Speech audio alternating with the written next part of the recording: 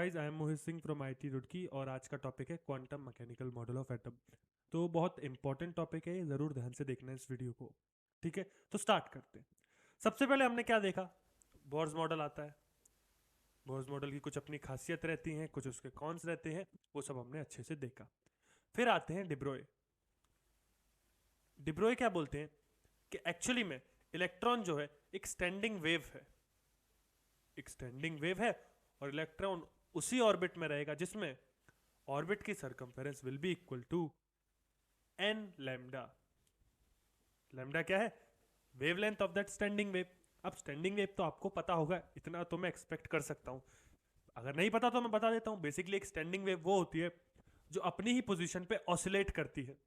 अपनी ही पोजीशन पे ऑसिलेट करती है। उसके अंदर कुछ ऐसे पॉइंट्स भी होते हैं जो बिल्कुल भी डिस्प्लेस नहीं हो रहे होते, उन्हें बोला जाता है नोड्स। ठीक है, इतना बेसिक आइडिया आपको होना चाहिए। अच्छा, इतनी बात क्लियर है। अब डिब्रोए के इस कंसेप्ट पे कि इलेक्ट्रॉन एक स्टैंडिंग वेव की तरह ट्रीट करा जा सकता है, हमारे पास आता है quantum mechanical model of atom, जो कि किसने दिया? Schrodinger and Heisenberg. इनकी हेल्प से आता है हमारे पास, श्रोडिंगर एंड हाइजेनबर्ग की हेल्प से आता है quantum mechanical model of atom. इस मॉडल की खास बात क्या है? अब तक का सबसे एक्यूरेट मॉडल है ये। अब तक का सबसे एक्यूरेट मॉडल है ये। इतनी बात क्लियर है, एक्यूरेट मॉडल है ये टिल डेट। इसमें कोई डाउट होना नहीं चाहिए, अब तक का मोस्ट एक्यूरेट मॉडल है ये। अच्छा, इतनी बात क्लियर है, यहां तक हमें समझ आ गया। अच्छा, चलो देखते हैं इसके पोस्टुलेट्स क्या हैं। चलिए, तो पहला पोस्टुलेट देखो ध्यान से। मैं जैसे ही पढ़ूं तो मेरे साथ साथ समझते जाना। ऐसा नहीं कि खुद पढ़ने लगे पहले, नहीं तो कुछ समझ नहीं आएगा। चलो, it is impossible to detect the exact position of electron inside the atom. We can only determine the probability of finding electron at a certain point. Basically क्या बोल रहा है देखो, हमने हाइजेनबर्ग अनसर्टेनिटी प्रिंसिपल पढ़ा। उसने क्या बोला? डेल्टा एक्स और डेल्टा पी दोनों आप साइमल्टेनियसली एक्यूरेटली नहीं निकाल सकते, अनसर्टेनिटी रहेगी कुछ। बेसिकली डेल्टा पी मतलब क्या है? एनर्जी भी हम लिख सकते हैं डेल्टा ई। तो हमने क्या किया, क्योंकि केमिस्ट जो होते हैं उन्हें एनर्जी का तो पता होना चाहिए, रिएक्शन अगर करवानी है तो एनर्जी का पता होना चाहिए। तो इसलिए हमने मान लिया है कि हम एग्जैक्ट पोजीशन कभी निकाल नहीं सकते, ताकि हमारी एनर्जी तो प्रिसाइज आ सके। इतनी बात क्लियर है, ये समझ आ गया होगा। ठीक है, तो हम क्या बोल रहे हैं? It is impossible to detect the exact position of electron inside the atom. We can only determine the probability of finding electron at a certain point. इतनी बात क्लियर होनी चाहिए। ठीक है, सेकंड पॉइंट पे बढ़ते हैं। वो क्या है? Electron doesn't exist in circular orbit और शेल्स। जो अभी तक हमने देखा, ये थ्योरी उस बात का खंडन कर रही है बिल्कुल तरह से। But electron exist in orbital. अभी ऑर्बिटल क्या है ये समझो। ऑर्बिटल होता है बेसिकली एक 3 dimensional region of space in which probability of finding electron is maximum. Greater than 95% है प्रोबेबिलिटी उस जगह पे इलेक्ट्रॉन होने की। इतनी बात क्लियर समझ आ जानी चाहिए। अच्छा, अब आप सोच रहे हो ऑर्बिटल का क्या शेप होता है? डिफरेंट ऑर्बिटल का डिफरेंट शेप होता है, वो आने वाली वीडियो में हम देखेंगे। ठीक है, चलो आगे बढ़ते हैं। आगे हमने क्या देखा? The motion of electron. The motion of electron around the nucleus is similar to a 3D standing wave, so it should have a wave function which contains all information of the electron। ये बहुत ही easy है। इन्होंने क्या बोला, जो कि basis है हमारा मॉडल का, कि इलेक्ट्रॉन को एक 3D स्टैंडिंग वेव की तरह हम ट्रीट करेंगे। तो जैसे कि एक वेव मैं आपके सामने बना रहा हूं, ये देखो, ये मैंने वेव बना दी। ठीक है, ऐसी वेव बना दी मैंने। तो इसका जो वेव फंक्शन है वो क्या होगा? y equals to sine x. ये क्या है? इसका वेव फंक्शन। इतनी बात क्लियर है। ऐसे ही एक इलेक्ट्रॉन अगर 3D स्टैंडिंग वेव है तो उसका भी कुछ वेव फंक्शन होगा जिसे हम रिप्रेजेंट करते हैं फाई से। इसको क्या बोलते हैं? Wave function of a bound electron. Bound electron मतलब एटम के अंदर बाउंडेड है वो इलेक्ट्रॉन। इतनी बात क्लियर होनी चाहिए, इसमें कोई डाउट आपको होना नहीं चाहिए, यहां तक सब समझ आ जाना चाहिए। ठीक है, अच्छा, इतना समझ आ गया हमें। अब ये वेव फंक्शन हम निकालेंगे कैसे, क्योंकि इसी के अंदर है सारी इंफॉर्मेशन इलेक्ट्रॉन की। चलो, तो इसके लिए हमें दी श्रोडिंगर ने Schrodinger equation del square phi del x square plus del square phi del y square plus del square phi del z square plus 8 pi square m E minus V phi divided by h square equals to 0। अच्छा, देखने में तो बहुत complex लग रही है, tension मतलब हमें सॉल्व नहीं करनी, बस हमें टर्म्स याद रखनी है। क्या फाई आपको पता है क्या होता है, वेव फंक्शन, इसमें कोई डाउट नहीं है, ठीक है।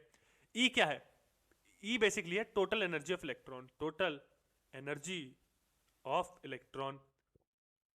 वी क्या है, potential energy of electron, potential energy of electron. Clear है। एच आपको पता ही है, प्लैंक्स कांस्टेंट है। एच क्या है, प्लैंक्स कांस्टेंट है। एम क्या है, मास ऑफ इलेक्ट्रॉन है, मास ऑफ इलेक्ट्रॉन है। अब ये एक सेकेंड ऑर्डर डिफरेंशियल इक्वेशन है, इतना तो आपको पता होगा।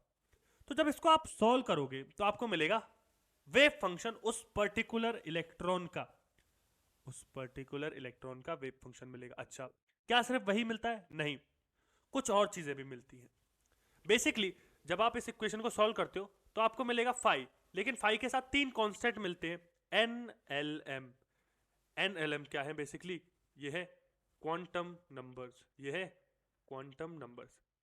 अब ये क्वांटम नंबर्स क्या होते हैं, बेसिकली ये समझते हैं। देखो, जैसे आप अभी अमेजोन से ऑर्डर करोगे, अमेजोन से ऑर्डर करोगे तो आपको अपना एड्रेस डालना होगा, तो क्या डालोगे, पहले इंडिया, फिर डालोगे अपनी स्टेट, फिर सिटी, फिर अपना पिन कोड। ये डालते हो या नहीं, बिल्कुल यही डालते हो। तो ऐसे ही है क्वांटम नंबर्स, अगर एक इलेक्ट्रॉन तक पहुंचना है तो आपको क्वांटम नंबर्स के बारे में पता होना चाहिए। श्रोडिंगर इक्वेशन से हमारे पास 3 क्वांटम नंबर्स आते हैं। एन को बोलते हैं principal quantum number, principal quantum number. L को बोलते हैं एजीम्यूथल क्वांटम नंबर, और एम को बोलते हैं मैग्नेटिक क्वांटम नंबर, ठीक है। अच्छा, एक और क्वांटम नंबर होता है, वो होता है एस, ये होता है spin quantum number. Basically spin होती है एक इलेक्ट्रॉन की, या तो स्पिन अप होगा या स्पिन डाउन होगा। इतनी बात क्लियर समझ आई, या तो स्पिन अप होगा या तो स्पिन डाउन होगा, इतनी बात क्लियर है। एक इंट्रिंसिक प्रॉपर्टी होती है इलेक्ट्रॉन की, क्या, स्पिन, या तो स्पिन अप या तो स्पिन डाउन। अब ये मत समझो कि ऐसा बनाया तो इसका मतलब स्पिन अप है, ऐसा बिल्कुल भी नहीं है। अगर आप इसको चाहो तो इसको भी स्पिन अप बोल सकते हो, लेकिन फिर ये वाला जो होगा इसको आपको स्पिन डाउन बोलना पड़ेगा, ठीक है। लेकिन जनरली हम इसी को स्पिन अप मानते हैं, ठीक है। तो आपको समझ आ गया होगा, इसमें कोई डाउट नहीं है। अच्छा, इतनी बात क्लियर है। अब हम देखते हैं कि एक ऑर्बिट और शेल क्या होता है। एक ऑर्बिट, जिसे हम शेल भी बोलते हैं, वो क्या होता है। बेसिकली ये जो होता है ना, ये लोकस होता है, locus of, wait a minute, let me erase this, locus of all points present at a certain distance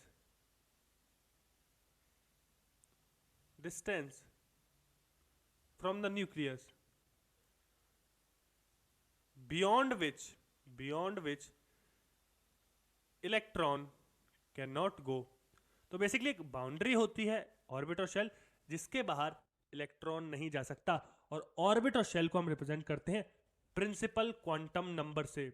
अगर n इक्वल्स टू 1 है, इसका मतलब है फर्स्ट शेल की बात कर रहे हैं हम। अगर n इक्वल्स टू 2 है तो हम सेकंड शेल की बात कर रहे हैं। n इक्वल्स टू 3 है तो हम थर्ड शेल की बात कर रहे हैं। इतनी बात क्लियर होनी चाहिए। n इक्वल्स टू 4 है तो हम फोर्थ शेल की बात कर रहे हैं। इतनी बात क्लियर है। अच्छा, ये हमें समझ आ गया, इतनी बात क्लियर है, ओके, ये समझ आ गया। अब देखो, जो शेल होते हैं ना, उनके अंदर होती हैं सब शेल, और सब शेल बेसिकली आपके कंसिस्ट करते हैं ऑर्बिटल से। ये समझ लो, शेल, सब शेल, ऑर्बिटल्स। इतनी बात क्लियर, यहां तक कोई डाउट होना नहीं चाहिए। शेल को कौन रिप्रेजेंट करता है? Principal quantum number. सबशेल को कौन रिप्रेजेंट करता है? Azimuthal quantum number L. ठीक है, इसके बारे में हम ध्यान से समझेंगे जब हम ऑर्बिटल्स के बारे में सीख रहे होंगे, तो आप टेंशन मत लीजिए, बस एक बेसिक आइडिया देना चाह रहा हूं मैं इस लेक्चर में आपको। ठीक है, तो बेसिक आइडिया आपको लग चुका है, इसमें कोई डाउट आपको होना नहीं चाहिए। तो इस लेक्चर की आज समरी देखते हैं। समरी ये रही इस लेक्चर की। Erwin Schrodinger proposed the quantum mechanical model of the atom which treats electrons as matter waves। Matter waves की तरह ही ट्रीट करता है, क्योंकि डी ब्रोगली के कॉन्सेप्ट पे तो ये बना है, quantum mechanical model of atom. ठीक है, श्रोडिंगर ने equation the H5 equals to E5। अब ये देखो, ये इक्वेशन मैंने आपको इसलिए नहीं समझाई क्योंकि ये थोड़ा मुश्किल हो जाता है आपके लेवल पे। H बार जो होता है ये होता है हैमिल्टोनियन ऑपरेटर, हैमिल्टोनियन ऑपरेटर। और यहाँ पे E जो है ये बेसिकली टोटल एनर्जी है, टोटल एनर्जी ऑफ इलेक्ट्रॉन, या फिर इसे बाइंडिंग एनर्जी ऑफ इलेक्ट्रॉन बोलते हैं। क्या बोलते हैं? बाइंडिंग एनर्जी ऑफ इलेक्ट्रॉन भी बोलते हैं। ठीक है, तो ये आप सीधे समझ सकते हो, जो मैंने आपको इक्वेशन बताई डेल स्क्वायर फाई वाली वही है, और उसको आप याद कर लेना। ठीक है, इसके बारे में हम देखेंगे, ये जो लिखा है ये point, square of the wave function phi square represent the probability of finding an electron in a given region within the atom. ये हम नेक्स्ट वीडियो में देखेंगे, जब हम देखेंगे what is a wave function and interpretation of wave function देखेंगे। ठीक है, an atomic orbital is defined as the region within an atom that encloses where the electron is likely to be 90% of the time। या तो आप ये बोल सकते हो उसकी प्रोबेबिलिटी ढूंढने की 95% से ज्यादा है, या फिर ये बोल सकते हो कि उस जगह पर रहना 90% टाइम वो आपको प्रेफर करेगा। ठीक है, ये भी बोल सकते हो। The Heisenberg uncertainty principle states that we cannot know both the energy and position of an electron, therefore as we learn more about the electron position we know less about its energy and vice versa। ये मैंने बताया आपको, जो chemist है वो prefer करते हैं energy जानना, तो इस वजह से हम पोजीशन को मान लेते हैं कि we can not find the position of an electron. ठीक है, और electrons have an intrinsic property called spin, जो मैंने आपको बताया, and an electron can have one of two possible spin values, spin up or spin down। Any two electrons occupying the same orbitals must have opposite spin। ये जो है एक poly exclusion principle है, जिसके बारे में हम नेक्स्ट वीडियो में बात करने वाले हैं। ठीक है, तो टेंशन मत लेना। होपफुली आपको quantum mechanical model of atom तो समझ आ गया होगा। मॉडल ऑफ एटम क्या बोलता है बेसिकली, कि इलेक्ट्रॉन को एक 3D स्टैंडिंग वेव की तरह ट्रीट करो। वेव है तो उसका वेव फंक्शन होगा, वेव फंक्शन क्या बताता है, क्या होता है, उसके बारे में हम बात करेंगे नेक्स्ट वीडियो में, जब हम देखेंगे what is wave function and interpretation of wave function. ठीक है, वेव फंक्शन इतना तो आपको आइडिया लग गया ना, ये बताता है कि what is the electron and where is the electron, कहाँ है इलेक्ट्रॉन, ये बताता है। ठीक है, सो होपफुली ये लेक्चर आपको समझ आया होगा। थोड़ा कंफ्यूजिंग हो सकता है पहली बार के लिए, टेंशन मत लेना, थोड़ा रीड करो खुद, अपने आप समझ आ जाएगा। So yeah, this is it from this video. I will see you in the next one. Till then, take care. Bye bye.